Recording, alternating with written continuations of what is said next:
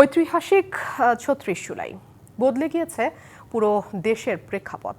কিছু অপ্রিয় বাস্তবতা উন্মোচন হয়েছে ক্রীড়াঙ্গনেও। শুধুমাত্র রাজনৈতিক সম্পৃক্ততার কারণে এক পলকে অপ্রাসঙ্গিক হয়ে যান দেশের ক্রিকেটের দুই সেরা তারকা সাকিব আল হাসান ও মাশরাফি বিন মুর্তজা। ৫ আগস্টের পরপরই গা ঢাকা দেন দেশের সব ফেডারেশনের শীর্ষ কর্মকর্তারা। ৩৪ জুলাই পরবর্তী সময়ে দেশের ক্রীড়াঙ্গনে উঠে আসা অপ্রিয় বাস্তবতার কথা জানাচ্ছেন কনক মাহমুদ। ঠিক কতটুকু ক্ষোভ থাকলে দেশের ক্রিকেট ইতিহাসের অন্যতম সফল অধিনায়কের প্রতিচ্ছবিকে এমন বিকৃত করা হয়? কতটা বিশ্বাস ভাঙলে দেশের সর্বকালের সর্বসেরা ক্রিকেটারকে এভাবে ভুলে যাওয়া যায়?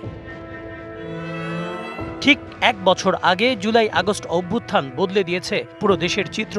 আন্দোলনের মুখে আওয়ামী সরকারের পলায়ন প্রায় প্রতিটি সেক্টরেই উন্মুক্ত করে দিয়ে গেছে অনেক অপ্রিয় বাস্তবতার। ক্রীড়াঙ্গনও তার ব্যতিক্রম নয়, যার কারণে এক পলকে হিরো থেকে ভিলেন হয়েছেন এই দেশের অনেক ক্রীড়া তারকা। নিমেষেই অভিভাবকহীন হয়ে পড়ে অনেক ফেডারেশন।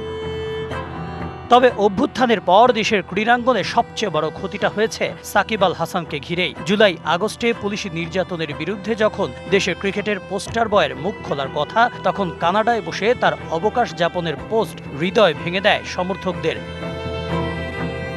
শুধু সাকিব আল হাসান নয়, নিজের রাজনৈতিক সম্পৃক্ততার কারণে যেন আওয়াজ তুলতে ভুলে গিয়েছিলেন মাশরাফি বিন মুর্তজাও। আর তাই গত এক বছরে না চাইতেও ক্রিকেটে অপ্রাসঙ্গিক হয়ে উঠেছেন এই তারকারা।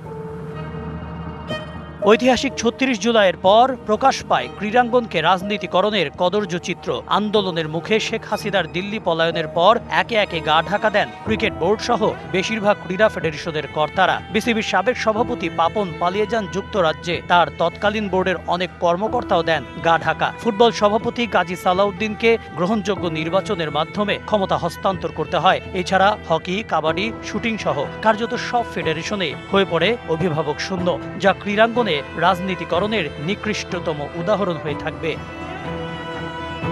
স্পোর্টস একজন ব্যক্তিকে লড়াই করতে শেখায় অসাধ্যকে সাধন করতে। কিন্তু সেই স্পোর্টসম্যানরা যখন শাসক গোষ্ঠীর চোখ রাগানি এড়িয়ে শোষিতদের পক্ষে কথা বলতে পারেন না, তখন তা আশঙ্কাজনকই বটে। জুলাই আগস্টে স্রোতের বিপরীতে আওয়াজ তুলেছিলেন অনেকেই, কিন্তু সাকিব, মাশরাফি সহ না পারাদের তালিকাটা আরও দীর্ঘ। তাই প্রশ্ন থেকে যায়, যাদের হাত ধরে এত খ্যাতি, এত জনপ্রিয়তা, তাদের জন্য যদি তারকাদের হৃদয় না কাঁদে, তাহলে কাদের জন্য কাঁদবে? জুলাই আগস্ট পরবর্তী এই অপ্রিয় বাস্তবতা থেকে কি আদৌ শিক্ষা নেবেন তারা?